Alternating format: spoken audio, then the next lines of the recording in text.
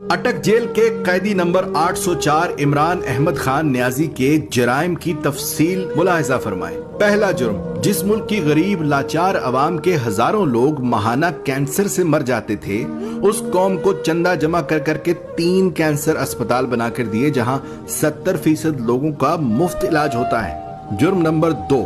جب اس کی سابقہ اہلیہ جمائمہ نے اسے کہا کہ یا میرے ساتھ لندن میں عیش کی زندگی گزارو یا مجھے چھوڑ دو، تو اس نے پاکستان کو چن لیا، بیوی کو چھوڑ دیا، یہاں تک کہ لاکھوں پاؤنڈز جو جمائمہ کی دولت سے اسے ملنے تھے وہ یہ کہہ کر ٹھکرا دیے کہ مجھے ان پیسوں کی کوئی ضرورت نہیں۔ تیسرا جرم، 40 سالوں سے ایک دوسرے کو سیاسی اقتدار بانٹنے والے سیاستدانوں کو عوام کے سامنے اس نے ایکسپوز کر دیا۔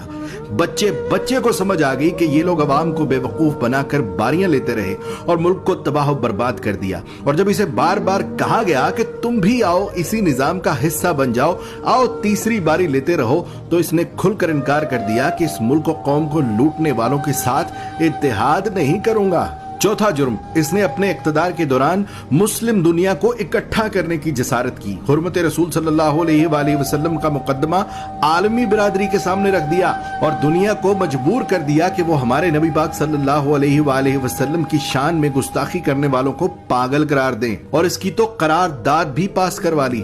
پانچواں جرم سن لو، اپنے اقتدار کے دوران مال بنانے کی بجائے غریبوں کو 12 ہزار روپے دینے شروع کر دیے، ہر خاندان کو 10 لاکھ روپے کا مفت علاج کروانے کے لیے صحت کارڈ جاری کر دیے۔ چھٹا جرم سنو اس کا، جب ہندوستان نے مقبوضہ کشمیر کا سٹیٹس زبردستی بدلا تھا تو اس کو بھی عالمی برادری کے سامنے لتاڑ دیا، اس کے ساتھ تجارت یہ کہہ کر بند کر دی کہ جب تک تم کشمیر کا سٹیٹس بحال نہیں کرتے تم سے تجارت نہیں کروں گا۔ ساتواں جرم، جب اسے پوچھا گیا کہ کیا ماضی کے سیاستدانوں کی طرح آپ بھی امریکہ کو اجازت دیں گے کہ وہ پاکستان میں بیٹھ کر افغانستان پر حملے کرے، تو اس نے کہہ دیا ایبسلیوٹلی ناٹ۔ آٹھواں جرم، اس قیدی نمبر 804 عمران احمد خان نیازی نے پاکستان کی تباہ و برباد ہو چکی کپڑے کی انڈسٹری کو دوبارہ شروع کرنے کی جرت کی، یہاں تک کہ اتنی لومیں چلا دی کہ کام کرنے والے کم پڑ گئے اور دنیا جہان سے پاکستان میں کپڑے کے آرڈر آنا شروع ہو گئے۔ جرم نمبر 9، جب اسے اقتدار سے زبردستی نکال دیا تب بھی یہ ملک چھوڑ کر بھاگ نہیں رہا تھا،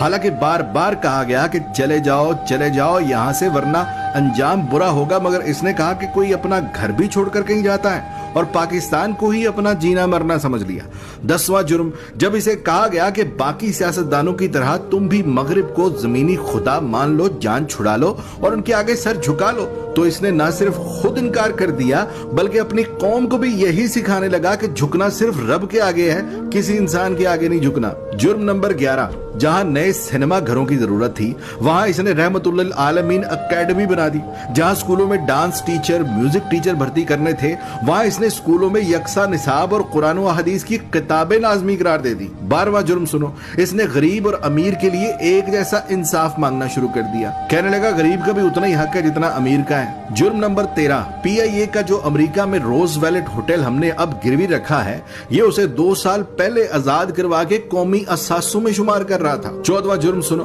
یہ اوورسیز پاکستانیوں سے لاڈ کرتا تھا، انہیں ایک باپ کی طرح سہولیات دینا شروع کر دی تھی، بیرون ملک وفات پانے والے اوورسیز پاکستانیوں کا جسد خاکی پاکستان لانے سے لے کر تدفین تک کا سارا خرچ بیت المال سے دینے لگا، بیرون ملک جیلوں میں قید پاکستانیوں کو آزاد کرا کر پاکستان لا رہا تھا، اور یہاں تک کہ اوورسیز پاکستانیوں کو ووٹ ڈالنے کا حق دینے لگا تھا۔ جرم نمبر 15، اس نے اپنے ہر اس ساتھی کو چھوڑ دیا جس نے کرپشن کی، جہانگیر ترین جیسے دوست کو بھی کرپشن کا مال بنانے پر خود سے الگ کر دیا اور تا حیات سیاست سے نااہل کروا دیا۔ قیدی نمبر 804 عمران احمد خان نیازی کے جرائم کی تفصیل بہت لمبی ہے، لہذا بقیہ جرائم سننے کے لیے دوسری ویڈیو ملاحظہ فرمائیں۔